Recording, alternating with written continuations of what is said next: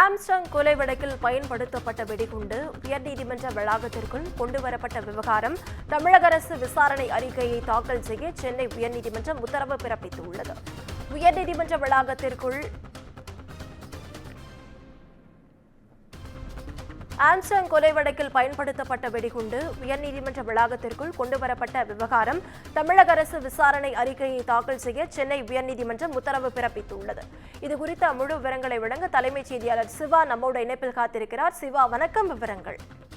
நவீனா, Armstrong கொலை வழக்கில் பயன்படுத்தப்பட்ட வெடிகுண்டு சென்னை உயர்நீதிமன்ற வளாகத்திற்கு கொண்டு வரப்பட்டது தொடர்பாக நடத்தப்பட்ட விசாரணை குறித்த அறிக்கையை தாக்கல் செய்ய சென்னை உயர்நீதிமன்றம் உத்தரவு பிறப்பித்திருக்கிறது. ஆம்ஸ்ட்ராங் கொலை வழக்கில் கைது செய்யப்பட்டவர்களை குண்டர் சட்டத்தில் சிறையில் அடைத்ததை எதிர்த்து தாக்கல் செய்யப்பட்ட வழக்குகள் நீதிபதிகள் எஸ். எம். சுப்பிரமணியம் மற்றும் ஜோதிராமன் ஆகியோர் கொண்ட அமர்வுள்ள விசாரணைக்கு வந்தது. அப்போது தமிழக அரசு சார்பில் ஆஜரான கூடுதல் தலைமை வழக்கறிஞர் குமரேசன் மொத்தம் 26 பேர் கைது செய்யப்பட்டுள்ள நிலையில் 11 பேர் மட்டுமே குண்டர் சட்டத்தை ரத்து செய்ய கோரி மனு தாக்கல் செய்துள்ளதாகவும் அதற்கான பதில் மனுக்கள் தாக்கல் செய்யப்பட்டுள்ளதாகவும் விசாரணை ஒத்திவைக்க வேண்டும் எனவும் கோரிக்கை வைக்கப்பட்டது. இந்த வழக்கில் முக்கிய நபர் கைது செய்யப்படவில்லை எனவும் ஒவ்வொருவரும் ஒவ்வொரு திட்டத்துடன் இந்த சம்பவத்தில் ஈடுபட்டுள்ளதாகவும் தெரிவிக்கப்பட்டது. இந்த வழக்கில் கைது செய்யப்பட்டவருடைய உயிருக்கு ஆபத்துள்ளதாகவும் கூடுதல் தலைமை வழக்கறிஞர் தெரிவித்திருந்தார்.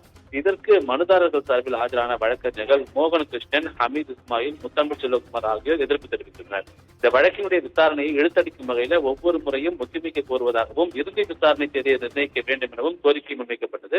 இதையடுத்து சென்னை உயர்நீதிமன்ற வளாகத்திற்குள் வெடிகுண்டு கொண்டு வரப்பட்டது குறித்து விசாரணை நடத்தப்பட்டதா, அது தொடர்பாக தனியாக வழக்கு பதிவு செய்யப்பட்டதா, சம்பந்தப்பட்ட வாகனம் பறிமுதல் செய்யப்பட்டதா என்ற கேள்விகளையும் நீதிபதிகள் எழுப்பியிருக்கிறார்கள். இதற்கு பதிலளித்த கூடுதல் தலைமை வழக்கறிஞர் சம்பந்தப்பட்ட வாகனம் ஏற்கனவே பறிமுதல் செய்யப்பட்டுள்ளதாகவும் விசாரணை நடைபெற்று வருவதாகவும் தெரிவித்தார். இதனை அடுத்து சென்னை உயர்நீதிமன்ற வளாகத்திற்குள் வெடிகுண்டு கொண்டு வரப்பட்டது தொடர்பாக நடத்தப்பட்ட விசாரணை குறித்த அறிக்கையை தாக்கல் செய்ய உத்தரவிட்டு இறுதி விசாரணைக்கான வழக்கை ஜனவரி 27ஆம் தேதிக்கு நீதிபதிகள் ஒத்திவைத்திருக்கிறார்கள்.